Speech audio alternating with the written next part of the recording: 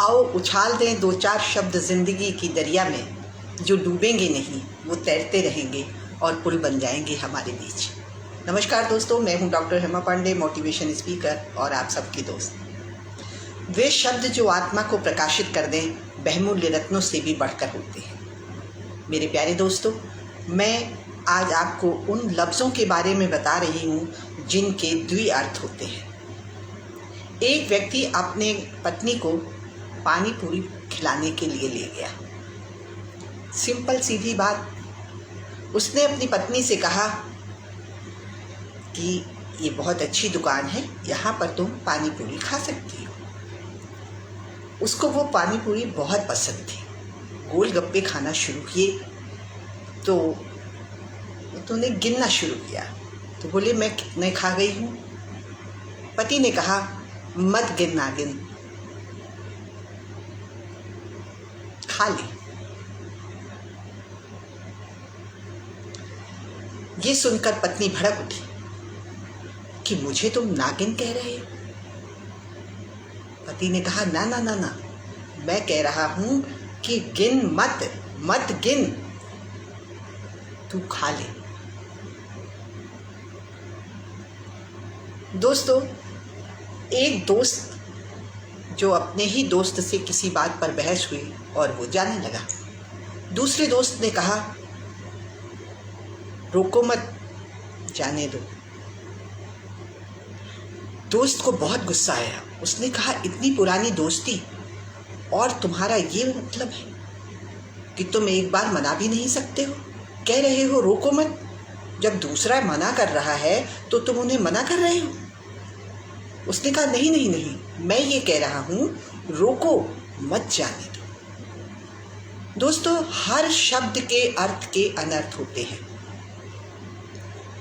हमें जब भी कभी अपने शब्दों को निकालें तो ये संभल कर, बहुत सोच कर निकालें कि कहीं उसके अर्थ के अनर्थ तो नहीं हो रहे हैं। इन्हीं शब्दों के माध्यम से कभी कभी घरेलू छोटी छोटी प्रॉब्लम में आत्महत्याएं तक कर लेते हैं। हमारे किशोर जरा जरा सी बातों में अपनी जीवन लीला समाप्त कर देते हैं। पिता ने डांटा, पति ने डांटा, या पति से पत्नी का झगड़ा हुआ, सिर्फ शब्दों का ही खेल था जिन्होंने जीवन लीला समाप्त कर दी। 99% प्रेरणा किसी भी व्यक्ति की सफलता में अभूतपूर्व योगदान देती है, सिर्फ 1% मेहनत होती है। अगर हम अपने बच्चों को प्रेरित करते रहें, जो उनके गुण है, जो उनकी विशेषता है, क्योंकि हर शख्स कोई ना कोई विशेषता लेके पैदा होता है। ईश्वर कभी भी ऐसा नहीं भेजता है जिसमें कोई विशेषता ना हो, बशर्ते हम उस कोरे कैनवास में क्या रंग भर देते हैं। नकारात्मकता से शुरू करते कहानी और जीवन के अंतिम समय तक हम नकारात्मकता ही नकारात्मकता बोलते हैं। ऐसे शब्दों का इस्तेमाल करते हैं कि वो किसी भी सजा से कम नहीं होते हैं और ताउम्र हम उन लफ्ज़ों को भूल नहीं पाते। ये बड़ा सोचनीय विषय है। छोटा सा शब्द है, लेकिन ये शब्द ही है जो व्यक्ति नहीं देख पा रहा है, उन्हें हम रोशनी का काम कर सकते हैं। वे व्यक्ति जो नहीं कर पा रहे हैं, हम अपने शब्दों के द्वारा उन्हें प्रेरित करके उनको उनकी मंजिल तक पहुंचा सकते हैं। वो नर्स ही तो है जो अस्पताल में दवा के साथ दुआ का काम कर जाती है। कितना स्नेह, कितना प्यार, कितना ममत्व से बात करती है और मरीज दिन पे दिन ठीक होता चला जाता है। दोस्तों, हमारे परिवार में भी इस तरह के शब्दों का बहुत चलन है। हम नकारात्मकता से शुरू करके अपने बच्चों को एक ऐसे गर्त में डाल देते हैं जहां से निकलना उनके लिए मुश्किल ही नहीं, नामुमकिन हो जाता है। सेहत दिखाई देती है, लेकिन मानसिक सेहत दिखाई नहीं देती है। इसीलिए अपने शब्द जब भी निकालें, ये सोच कर निकालें कि कहीं हमारे शब्द सामने वाले को इतना पीड़ित तो नहीं कर रहे हैं जिसकी मानसिक स्थिति पर उसका असर होने लगे।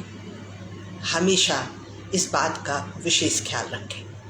एक व्यक्ति को फांसी दी जाती है, उस व्यक्ति से कहा जाता है कि ये हम शोध करना चाहते हैं, फांसी तो तुझे होगी, लेकिन हम एक एक्सपेरिमेंट करना चाहते हैं जो देश के हित में काम आएगा। उस व्यक्ति ने कहा, जब सजा मुकर्रर हो चुकी है और वो वापस हो नहीं सकती है, तो आप जो भी कहेंगे हम करने के लिए तैयार हैं। उन्होंने कहा कि देखिए, आपकी गर्दन की फांसी देंगे तो आपके गर्दन की हड्डी टूटेगी, जिसमें आपको बहुत पीड़ा होगी। यदि आप कहें तो हम जिस एक्सपेरिमेंट कर रहे हैं तो हम आपको कोबरे से कटवा देंगे। कोबरे में आपको बिल्कुल पिन के बराबर चुभन होगी और आप ऑन द स्पॉट खत्म हो जाएंगे। वो व्यक्ति मान गया और धीरे से उसके सामने कोबरा लाया जाता है। उसने देखा कि कोबरा आ गया है, उसकी आंखें बंद कर दी गई, उसके हाथ बांध दिए गए और उसके बाद उसे एक सेफ्टी पिन उसके अंगूठे के अगले हिस्से में चुभा दी गई। दोस्तों, आश्चर्य होगा आपको कि जब पोस्टमार्टम रिपोर्ट की गई, ऑन द स्पॉट तो वो खत्म हो ही गया, उसके शरीर में कोबरा का जहर पाया गया। ये शब्द हमारे लिए किसी कोबरा का जहर बन जाते हैं। इसलिए अपने बच्चों में बजाय नकारात्मकता के हम उनको उत्साहित करें, उनकी तारीफ करें, उनके गुणों की तारीफ करें। जो बीज आप बो देंगे वही बीज वृक्ष बन के तैयार हो जाएंगे। इसीलिए साधारण से परिवार का बच्चा, गरीबी की रेखा से नीचे बच्चा कामयाब हो जाता है और बड़े बड़े लोगों के परिवारों में कई बार असफलताएं हाथ लगती हैं। शब्दों का बहुत बड़ा खेल होता है दोस्तों। इसलिए अपने परिवार में इस बात का विशेष ध्यान रखें कि हम क्या बोलते हैं, हम सामने वाले के लिए क्या सोचते हैं। इन सब का असर हमारे मस्तिष्क पर पड़ता है। वर्तमान में जो सबसे दुखद स्थिति सामने आई है वो है मानसिक रूप से बीमारी की। लंबे समय तक हम प्रकृति से जहाँ दूर रहते हैं, वहीं हम एक ऐसी टेक्नोलॉजी में फंसते चले जा रहे हैं जिसका समय कोई निश्चित नहीं है। अंधेरे में और एकांत में बैठकर हम जहाँ रिश्तों को खो रहे हैं, वहीं हमारे ब्रेन पर उसका असर पड़ रहा है, आइज़ पर उसका असर पड़ रहा है, मन पर उसका असर पड़ रहा है, जिसका खामियाजा हम अगली पीढ़ी में देखेंगे। जो छोटे छोटे संस्कार होते थे पहले, जो छोटे छोटे कार्यक्रम होते थे, तीज त्योहार होते थे दोस्तों, वो हमें जहाँ एनर्जी देते थे, जहाँ हमको उत्साह देते थे, वहीं हमारे रिश्तों को मजबूत करते थे। रक्षाबंधन पर बहन बेटी जब घर जाती थी, उसके कुछ दिन पहले से वो इतनी उत्साहित होती थी कि उसे किसी की बात बुरी ही नहीं लगती थी, क्योंकि उसे ध्यान है कि मैं रक्षाबंधन पर अपने मायके जा रही हूँ। करवा चौथ आता है, महिलाएं न जाने कितने दिन पहले से उसकी तैयारी करने लगती हैं। तो हमारे जो त्यौहार हैं, भारतवर्ष में जो त्यौहार मनाए जाते हैं, जो रिश्तों की बुनियाद होती है, वो हमें ऊर्जा देती है, उत्साह देती है, एनर्जी देती है और हमारे मन मस्तिष्क को स्वस्थ रखती है। इसलिए वो परंपराएं, वो रूढ़ियाँ जिनसे हमारे समाज का अहित नहीं है, उन सभी को मानते रहने में कोई बुराई नहीं है। अतीत को वहीं तक अपनाएं जहाँ तक वो दोहराया ना जाए।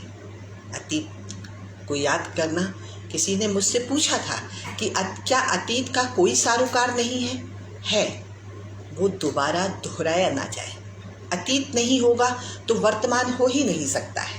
अतीत से ही वो बीज मिलता है। तो दोस्तों, बार बार किसी चीज़ को करने से हम उसमें विशेषज्ञता हासिल कर लेते हैं, लेकिन देखना ये है कि हम बार बार वो गलती ना करें जो हमने पिछले समय की थी। किसी की गलती को देखकर सीखना होशियारी होती है, लेकिन अपनी ही गलती को बार बार किए जाना ये तो आपके लिए बहुत घातक हो सकती है। रोज़मर्रा के नियम अपनाते हुए आप इस बात का विशेष ख्याल रखें कि हम अपने बच्चों में सकारात्मकता के बीज बोएंगे। हम उनकी कमियों को नहीं गिनाएंगे, बल्कि उनकी विशेषताओं को गिनाएंगे। अपने शब्दों के द्वारा हम अपने बच्चों में वो एक तरह से एनर्जी डालेंगे, कामयाबी के बीज डालेंगे, जिनके द्वारा वो दुनिया के किसी भी कोने में रहेंगे, लेकिन अपनी माँ के लफ्ज़ कभी भूल नहीं पाएंगे। और इसीलिए माँ सर्वोपरि कही गई है, क्योंकि उसके द्वारा जब भी कोई शब्द निकलते हैं वो उत्साहित करते हैं, प्रेरणा देते हैं और एनर्जी देते हैं। इसलिए बच्चे हों या बड़े हों, बुज़ुर्ग हों, हमें विशेष ध्यान रखना होगा कि हमारे द्वारा कहे हुए शब्द किसी के लिए अभिशाप ना बन जाए। यही शब्द हैं जो हमें ज़िंदगी से मौत की तरफ खींच लाते हैं। मेरे प्यारे दोस्तों, दुनिया भर की तमाम प्रजातियां, चाहे पशु पक्षी हों, चाहे पेड़ पौधे हों, चाहे कोई भी हो, कीट पतंगे हों, वो जितना आगे बढ़ सकते हैं बढ़ते हैं। वो अपने समय को कभी भी नकारात्मकता में ले जाकर समय जाया नहीं करते हैं। इसलिए हमें भी आगे बढ़ना है। आगे बढ़ो और अपने आप में, अपने बच्चों में वो गुण डाल दो, वो सकारात्मकता के बीज बो दो। आपका परिवार खुशहाल रहे, सेहतमंद रहे, एनर्जीफुल रहे और मानसिक बीमारियों से दूर रहे। ख़ास तौर से 50 साल की उम्र के बाद ये मानसिक बीमारियां हमें घेर लेती हैं, क्योंकि हमारा शरीर तो ढलता ही है, ढलने लगता है। हम मानसिक रूप से हमेशा नेगेटिविटी के बारे में सोच लेते हैं, निष्क्रिय हो जाते हैं। किसी किसी के शब्द हमें बहुत पीड़ा दे जाते हैं। एक दूसरे को संभाले रहिए, एक दूसरे को उत्साहित करते रहिए, क्योंकि हर व्यक्ति का काम उसके लिए महत्वपूर्ण होता है, काम छोटा हो या बड़ा। वाइफ के द्वारा, जो हाउस वाइफ होती है, उसके द्वारा भी किया गया काम महत्वपूर्ण होता है, एनर्जी के लायक होता है, मेहनत लगती है। इसलिए उसे भी अपने शब्दों के द्वारा उत्साहित करिए, उसको भी कभी आप तारीफ़ करिए। उन शब्दों को ये मत कहिए कि तुम दिन भर क्या करती रहती हो। ऐसे लफ्ज़ जब सीनियर्स के द्वारा कहे जाते हैं तो वो हताश हो जाती है और मूक हो जाती है। जो चंचल रहने वाली माँ है वो जब शांत हो जाए तो ये डरने की बात है। मेरे प्यारे दोस्तों, आप छोटी छोटी बातों से अपनी ज़िंदगी में बाहर लाइए, अपने बच्चों को कामयाब बनाइए और अपने घर में खुशियाँ लाइए। जय हिंद, जय भारत, नमस्कार।